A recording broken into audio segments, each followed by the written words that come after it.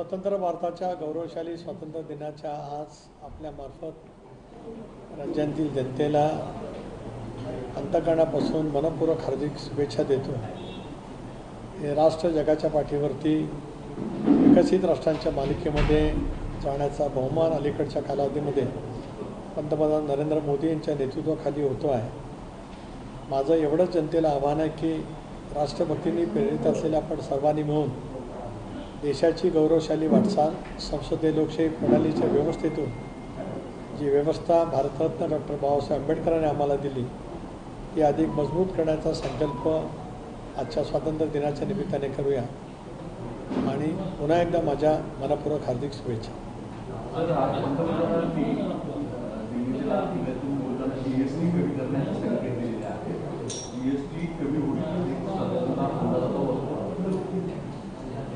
पंतप्रधान शेवटी या सर्व निर्णय घेण्याच्या दृष्टिकोनातून आपल्या लोकशाहीतले देशाचे एक प्रमुख आहेत। त्यामुळे स्वातंत्र्य दिनाच्या निमित्ताने पंतप्रधान महोदयांनी तशापैकीचं सूतोवाच केलं असेल ते निश्चितच स्वागतार्ह आहे।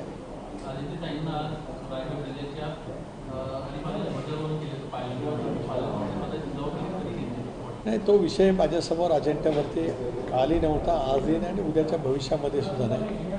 तो विषय माननीय मुख्यमंत्री महोदय देवेंद्रजी, मुख्यमंत्री एकनाथराव, मुख्यमंत्री अजितदादा यांच्या अखत्यारीतला विषय आहे। योग्य वेळेला ते त्या संदर्भातला निर्णय घेतील।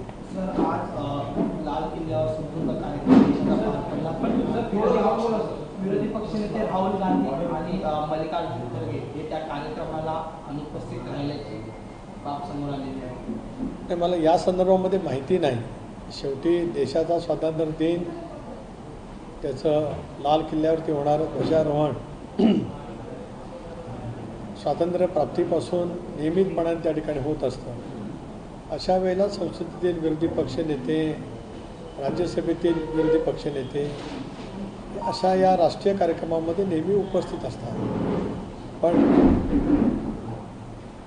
अनुपस्थित असतील तर शेवटी एक राष्ट्रभक्तीने प्रेरित होणारा आजचा दिवस असल्यामुळे सर्वांनीच देशाबद्दलचा प्रेम भावना ह्या त्या ठिकाणी ठेवणं अत्यंत आवश्यक ठरू शकतं।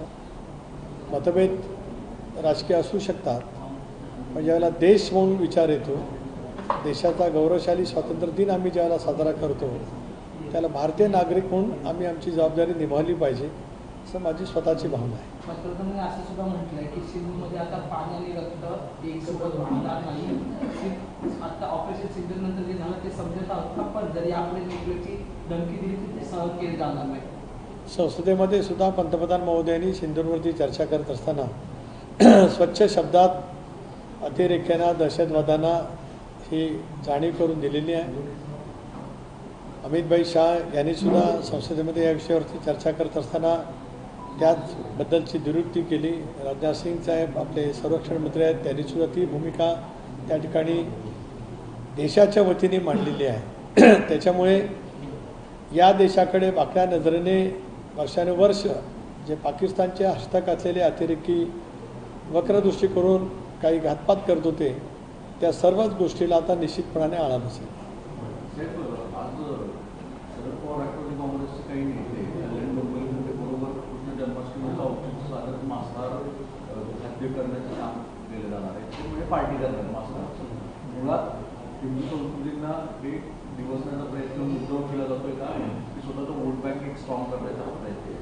नाही, मला या विषयावरती काय माहिती नाही आहे आणि त्याच्यामुळे शेवटी अभिव्यक्ती स्वातंत्र्य हे आहेच आणि त्याच्यामुळे त्या अभिव्यक्ती स्वातंत्र्याच्या माध्यमातून त्या चौकटीमध्ये कोणी काय बाब किंवा काय निदर्शनं किंवा एखादी काय घटना करत असतील तर त्याबद्दल काय आज मला बोलायचं नाही। परंतु कल्याण डोंबिवली निर्णय घेतला आहे पालिका आयुक्तांनी मांसाहार बंदीचा आजच्या दिवशी, तर तिथे खाटीक समाजाने आज आंदोलन केलं। प्रामुख्याने खाटीक समाजाचं असं म्हणणं आहे की ही आमच्यावरती कुठेतरी स्वातंत्र्य दिनाच्या दिवशी आणीबाणी लादली जाते। ठीक आहे ना, त्यांनी त्यांच्या भावना व्यक्त करणं हे उचितच आहे, कारण तो त्यांचा परंपरागत असलेला व्यवसाय आहे। अनेक मांसाहारी व्यक्तींचं हे पुरवण्याचं काम ज्यावेळेला ते एक वर्ग करत असतो, कष्टाने करत असतो, नेटीने करत असतो, नेकीने करत असतो, अशा वेळेला त्यांच्या दृष्टिकोनातून एखादी बाब त्यांना अन्यायकारक वाटली तर ती त्याच्याबद्दलच्या भावना व्यक्त करण्याचा त्यांना अधिकार आहेच. सुरज चव्हाण यांच्या नियुक्तीवर विरोधक टीका करताना पाहायला मिळतात. आता रोहित पवार म्हणते की जर अजित पवारांना माहीत असेल की चव्हाणांची नियुक्ती झाली तर सर्व पक्ष तुम्ही चालवणार असं तुम्ही म्हटलं. रोहित पवारांच्या बालिश वक्तव्याची मी फारशी दखल घेऊ शकत नाही. माझे मुख्य प्रवक्ते आनंद परांजपे यांनी त्यांना ट्विटवरती काल उत्तर दिलं आहे. आपलं स्वतःचं घर सांभाळ आणि मग दुसऱ्याकडे वाकून बघा, कशाला इतरांची काय ठेवाठेव करता. आम्ही आज 41 जागांच्यावरती निवडून आलेलो आहोत, सक्षमपणाने आहोत. तुम्ही तुमचं पहिलं बघा आणि मग इतरांच्यावरती बोलत राहा. आपलं घर पेटलेलं आहे का शांत आहे, राजकीय मी पक्ष म्हणतो हां, विनाकारण त्याचा गैरसमज होईल. मी जे बोलतो आहे ते पक्ष, ज्याच्याबद्दल रोहित पवार बोलले ते पक्ष म्हणतो आहे मी. त्याची पहिल्यांदा आज अवस्था बघा, त्याच्यामध्ये अंतर्गत काय कुरबुरी चाललं आहे ते बघा आणि मग इतर राजकीय पक्षाच्या बाबतीमध्ये तुम्हाला वक्तव्य करण्याचा अधिकार येईल. अजून तुम्ही खूप बालिश आहात. मी 41 वर्ष राजकारणात आहे. म्हणजे 1985 साली इंडियन नॅशनल काँग्रेस याचे अध्यक्ष त्यावेळेचे पंतप्रधान राजीव गांधी होते. स्वर्गीय डॉक्टर वसंतराव दादा पाटील राज्याचे मुख्यमंत्री होते. त्यावेळेला हाताच्या पंजाची शाळी मला विधानसभेमध्ये 1985 साली मिळाली. त्यांनी फारसं वक्तव्य करण्याचा प्रयत्न करू नये. मी पुन्हा एकदा सांगतोय, मगाशी जे माझं वाक्य होतं ते पक्ष म्हणून होतं. सर, विजय साळगे पाटील ज्यांना मारहाण झाली ते मात्र सातत्यानं आव्हानं देताना पाहायला मिळतात की राष्ट्रवादी काँग्रेस पक्षाचा कोणताही नेता असेल त्याला राज्यभरात घेऊ देणार नाही. प्रामुख्याने तुमचं नाव घेऊन म्हणतात की सुनील तटकरे जर कुठे दौरे करत असतील तर त्यांचे आम्ही दौरे अडवू. ठीक आहे, लोकशाहीमध्ये त्यांना जे काय म्हणण्याचा अधिकार आहे ते म्हणू शकतात. पक्षाला जे वाटतं ते पक्षाला करण्याचा नक्कीच अधिकार आहे आणि पक्ष त्या पद्धतीने सामूहिक पद्धतीने विचार करून त्या संदर्भातले निर्णय त्या ठिकाणी करत असतो. टीका करताना पाहायला मिळतात. सरकार महिलांचा मेळावा झाला त्यानंतर अनेक नियुक्त्या ज्या आहेत नवीन झालेल्या आहेत. नवाब मलिकांना देखील नवीन जबाबदारी देण्यात आलेली. काल त्यांनी बैठक घेतली. त्यामुळे येणाऱ्या काळामध्ये ज्या निवडणुका आहेत त्या निवडणुका डोळ्यासमोर ठेवून पक्षाची कशा पद्धतीचा रणनीती असणार आहे. नवाब मलिकांची नियुक्ती परवा झाली, महिलांची बैठक ही काल झाली. नवाब मलिकांची नियुक्ती मुंबई निवडणूक व्यवस्थापन समितीचे अध्यक्ष म्हणून केली. आगामी येणाऱ्या मुंबई महानगरपालिकेच्या निवडणूक लक्षामध्ये घेता आज पक्षाचे 2 कार्याध्यक्ष आहेत आणि इतर काही अनेक वर्ष मुंबईमध्ये संघटनेच्या माध्यमातून काम करणारे सहकारी त्या निवडणूक व्यवस्थापन समितीमध्ये आम्ही जोडलेले आहेत. त्याचबरोबर ती जिल्हाध्यक्ष आहेत, ते जिल्हाध्यक्ष त्याच्यात निमंत्रित असतील. आणि नवाब मलिकांना पक्षाच्या वतीने आम्ही सूचना दिलेल्या आहेत की त्यांनी पुढच्या 8-15 दिवसामध्ये संबंध मुंबईच्या वेगवेगळ्या जिल्ह्यांमध्ये जात पक्ष कार्यकर्ते, पक्षाचं संघटन आणि आगामी येणाऱ्या महानगरपालिकेच्या निवडणुका याच्या संदर्भातलं पूर्णपणाचा माहिती घ्यावी. त्यानंतर राष्ट्रीय अध्यक्ष अजितदादा, कार्याध्यक्ष पृथ्वीबाई, छगन भुजबळ साहेब आम्ही सर्व एकत्रितपणाने बसू आणि मग त्या संदर्भातलं आम्ही टप्प्याटप्प्याने निवडणुकीच्या पूर्वतयारीच्या कामाला सुरुवात करू. सर, एकीकडे आज मंत्री आदित्य ठाकरे यांच्याकडनं अलिबाग म्हणजे रायगड जिल्ह्याचं ध्वजारोहण करण्यात आलं. तर दुसरीकडे मंत्री भरत गोगावले यांच्याकडनं मात्र आता ग्रामपंचायत नळगावतर्फे बिरवाडी या गावामध्ये ध्वजारोहण करण्यात आलेलं आहे. त्याच्यावरतून मात्र सोशल मीडियावरती फार ट्रेंड होतोय की ग्रामपंचायतीच्या सरपंचाचा देखील हक्क जो आहे तो चोरताना पाहायला मिळतो. नाही, मला या विषयावरती काहीच प्रतिक्रिया द्यायची नाही. शेवटी कुणी कुठे ध्वजारोहण करावं, मुख्य ध्वजारोहण सोहळा जो शासकीय असतो त्याच्या संदर्भात शासन आपला निर्णय करत असतं. बाकी कोणी कुठे ग्रामपंचायतीवरती ध्वजारोहण केलं. आज स्वतंत्रता दिन आहे, त्यामुळे स्वातंत्र्य दिनाच्या ध्वजारोहणाचा हे सर्वांनीच केवळ आनंद नाही तर अभिमान सर्वांनीच त्या ठिकाणी घेतला पाहिजे.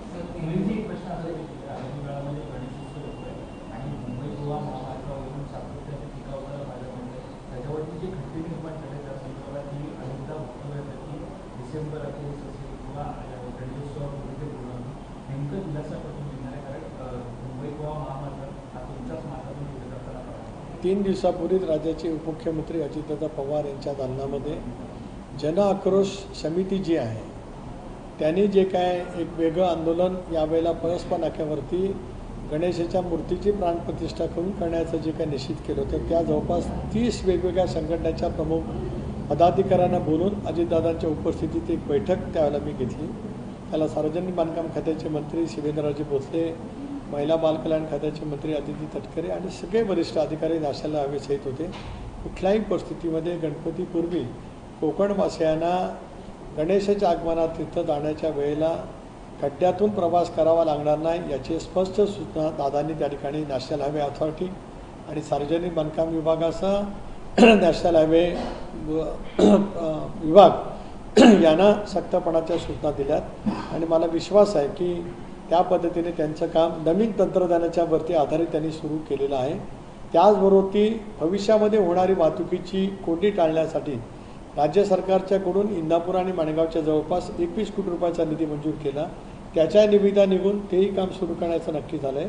त्याचबरोबर ती इंदापूर आणि माणगाव बायपासच्या राष्ट्रीय महामार्गाच्या कडून ज्या काही कार्यारंभ आदेश द्यायचे होते तेही त्या ठिकाणी देण्यात आलेले आहेत. म्हणून तमाम कोकणवासीय जे गणेश भक्त नागरिक त्या ठिकाणी जातील ते यावेळेला सुखकर त्यांचा प्रवास होईल याची खबरदारी आम्ही सर्वांनी घेतलेली आहे. धनंजय मुंडेबाबत ज्या काही गोष्टी समोर आलेल्या आहेत, मुंबईमध्ये त्यांचं घर असून सुद्धा ते आज स्वतंत्र दिवस आहे. आज आपण त्या विषयावरती चर्चा करू. साहेब, कोकणातला सगळ्यात मतदार हा लिबरल आहे असं म्हटलं जातं. अनेक म्हणजे स्वतः तुम्ही अनुभव देखील की ते ज्या समुदायातून मतं नाही तो सुद्धा देखील निवडून दिला गेलेला आहे.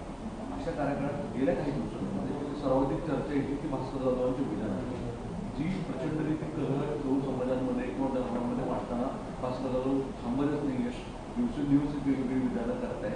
कोकणातले नेते म्हणून तुम्ही गोष्टी कशा सुरू करता? नाही, एक तर भास्करराव जाधव नेमकं कोणा समाजाबद्दल काय बोलले मी पाहिलेलं नाही. एक भाग भास्करराव हे सुद्धा कोकणातील एक वरिष्ठ नेते आहेत. ते 95 सालापासून विधिमंडळामध्ये आले. 92 ते 95 ते रत्नागिरी जिल्हा परिषदचे विरोधी पक्ष नेते राहिलेले आहेत. मंत्रिपदावर त्यांनी काम केले. प्रदेशाध्यक्ष राष्ट्रवादी काँग्रेस पक्षाचे अध्यक्ष म्हणून सुद्धा काम केलं. एक ते जबाबदार नेते आहेत. पण ते कुठल्या गोष्टीमुळे काय कारणाच्यामुळे कोणा समाजातीमध्ये दुखावलेत याची माझ्याकडे माहिती नाही. माझा त्यांचा अलीकडे संवाद होत असतो शुभेच्छा देण्याच्या निमित्ताने काही चौकशी करण्याच्या निमित्ताने. पण काय नेमकं त्याची पार्श्वभूमी आहे याची माझ्याकडे आज माहिती नाही.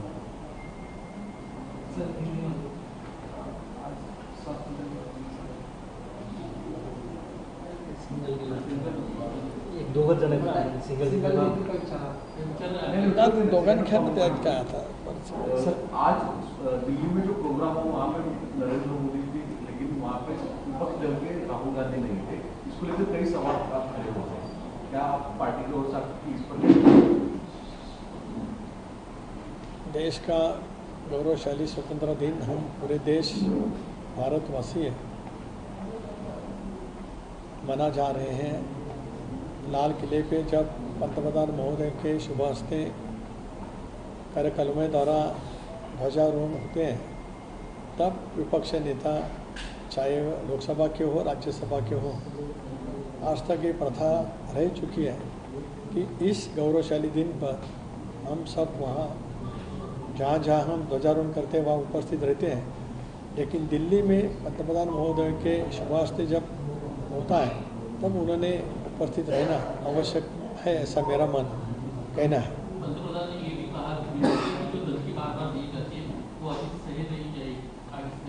सही है. पंतप्रधान महोदय के नेतृत्व में जिस तरह से ऑपरेशन सिंदूर यशस्वी हो गया उसके बारे में कम से कम 18 तास सदन में बहस हो गई. विपक्ष ने उसके बारे में कुछ सवाल उठाए थे. लेकिन पंतप्रधान महोदय हों, मोदी साहब, गृह मंत्री जी अमित भाई, रक्षा मंत्री हमारे राजनाथ सिंह जी, उन्होंने सारे इस ऑपरेशन सिंदूर के बारे में जो कुछ कहना था सभागृह के माध्यम से पूरे देशवासी के सामने रखा है.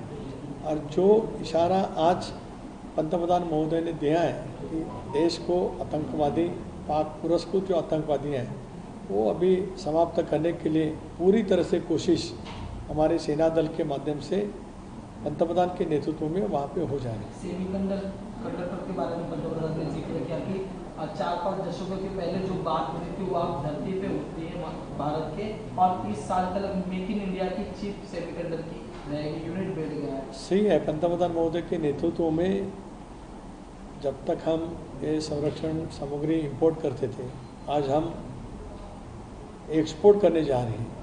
ऑपरेशन सिंदूर में ज़्यादा से ज़्यादा जो कुछ मेक इन इंडिया के बाद हमने इसके बारे में जो कुछ अच्छी तरह से तैयार किया है, इसका इस्तेमाल ही इसमें हो गया था। तो जो कुछ पंतप्रधान महोदय ने बयान दिया है देश के लिए गौरव की बात है। पीएम ने ये भी कहा है कि जीएसटी को लेकर एक बड़ा बयान दिया है कि डबल दिवाली होने वाली है, जीएसटी का जो टैक्स लगा था वो अभी कम होने वाला है। अच्छी बात है, देशवासी उनका स्वागत करते हैं। राष्ट्रवादी कांग्रेस पार्टी के अध्यक्ष के नाते मैं तहे दिल से उनका आभारी हूँ और स्वागत करता हूँ। साथ में आरएसएस का कौतुक उन्होंने किया है। राज्याच्या ज्या मतदार याद्या आहेत त्याच्या संदर्भामध्ये की काही त्रुटी आहेत ते मुद्दे मी आधी मांडले ते कोर्टात पिटिशन दाखल आहे। तुम्हाला वाटतं की काही मुद्दे उपस्थित केले जातात की मतदार याद्यामध्ये अनेकांची नावं दुबार आहेत, अनेक ठिकाणी पत्ते किंवा ॲड्रेस आहे त्यावर प्रश्नचिन्ह आहे, फोटो प्रश्नचिन्ह आहे, अनेकांची नावं अनेक वेळा दिसून येत आहे। नाही, असं आहे की अनेक वेळेला 2 ठिकाणी नावं असणं हे काय आपल्या राज्यापुरतं सीमित नाही, वेगवेगळ्या राज्यांच्या मध्ये सुद्धा होत असतं। नागरिक ज्यावेळेला स्थलांतर होतात त्याला मूळ ज्या गावात असतात तिथे त्यांचं नाव असतं, स्थलांतर होण्याच्या ठिकाणी ते गेल्याच्या नंतर सुद्धा नाव असतं। वेगवेगळ्या योजना किंवा रेशन कार्ड करत असताना सुद्धा त्यांची साऱ्याची आवश्यकता असते, पण त्यांना मतदानाचा अधिकार हा एकदाच असला पाहिजे। समजा दोन्ही ठिकाणी नाव असेल तर त्यांनी स्वतःहून एक जबाबदार नागरिक म्हणून नाव स्वतः कमी केलं पाहिजे। निवडणूक आयोगाच्या लक्षात आल्यानंतर त्यांनी सुद्धा त्या बाबतीतली माहिती घेऊन ते कमी करणं अत्यंत स्वाभाविक त्या ठिकाणी आहे। पण एक खबरदारी घेण्याचा प्रयत्न केला जात असतो की त्यांचं त्या निवडणुकीमध्ये एकदाच मतदान होणं अपेक्षित त्या ठिकाणी असलं पाहिजे। म्हणूनच या सगळ्या बाबतीमध्ये मतदारांची यादी पुनर्निर्धारण करण्याचं काम हे सतत अव्याहतपणे चालू असतं। एक बघा, नवीन मतदारांची नोंदणी ही नियमितपणाने सुरू असते। निवडणुकीच्या अगोदर ती एका विशिष्ट कालावधीपर्यंत पुन्हा एकदा निवडणूक आयोग जाहीर करतं की या तारखेपर्यंत नवीन मतदारांची नोंदणी करता येऊ शकते आणि नावं ज्यांना कमी करायची आहे, दुरुस्त करायची, ती त्यांना करण्याचा अधिकार राहतो। मग ती यादी प्रसिद्ध केली जाते, त्याच्यावरती हरकती आणि सूचना मागवल्या जातात। जर काय नावं दुबार असतील, नावं चुकीची असतील, नावं अस्तित्वात नसलेल्या व्यक्तीची असतील तर कोणालाही त्याच्यावरती आक्षेप घेण्याचा अधिकार आहे आणि तो आक्षेप नोंदवल्यावर त्याची सुनावणी घेऊन ते योग्य असेल, तथ्य असेल तर ते नाव कमीसुद्धा केलं जातं। असे अनेक उदाहरणं आहेत। त्याच्यामुळे पुन्हा ती यादी प्रसिद्ध होत असते। त्याच्यामुळे एक तऱ्हेची पारदर्शक प्रक्रिया आहे। पण त्या बाबतीमध्ये सतर्क राहून वेगवेगळे राजकीय पक्ष, त्यांचे BLO कार्यकर्ते योग्य पद्धतीने त्यावरती लक्ष ठेवून असतील तर अशा पद्धतीचा शंका उपस्थित करण्याची पाळीच उद्भवणार नाही असं माझं स्वच्छ मत त्या ठिकाणी आहे। काल सुप्रीम कोर्टाने एक महत्त्वाचा निर्णय दिला। बिहारमधला जो SIR मध्ये जी 65 लाख लोकांची नावं जी वगळण्यात आली त्या संदर्भात 24 तासाच्या आत तिथच्या स्थानिक निवडणूक आयोगाने ती सगळी नावं जी आहेत ती इंटरनेटवरती दाखल करावी आणि आधार कार्डला मूलभूत ओळखपत्र म्हणून निवडणूक नोंदणी प्रक्रिया सुरू करावी असं देखील म्हटलं गेलेलं आहे। सातत्यानं राहुल गांधींनी SIRच्या संदर्भात देखील हा संपूर्ण घोटाळा आहे, इलेक्शन स्कॅम आहे असं उघडकीस आणलेलं होतं। उघडकीस आणलेलं नाही, त्यांनी त्यांचं ते मत व्यक्त केले। उघडकीस आणण्याचा अर्थ असा होतो, जो मला समजतो तो सार्वजनिक जीवनात, की ती गोष्ट घडलेली आहे। त्यांना त्यांचा जो आक्षेप का आरोप करत असेल तो त्यांनी त्या ठिकाणी निवडणूक आयोगावरती जी स्वायत्त संस्था आहे, या देशातल्या ज्या काय मोजक्या स्वायत्त संस्था आहेत, सरकारच्या हस्तक्षेपाखेरीज त्याच्यातील ती एक व्यवस्था आहे। आता माननीय सर्वोच्च न्यायालयाने आदेश दिले, समजेल आपल्याला नेमकी नावं कमी झाली त्याची कारणं काय, दूध का दूध पानी का पानी हो जाएगा। धन्यवाद।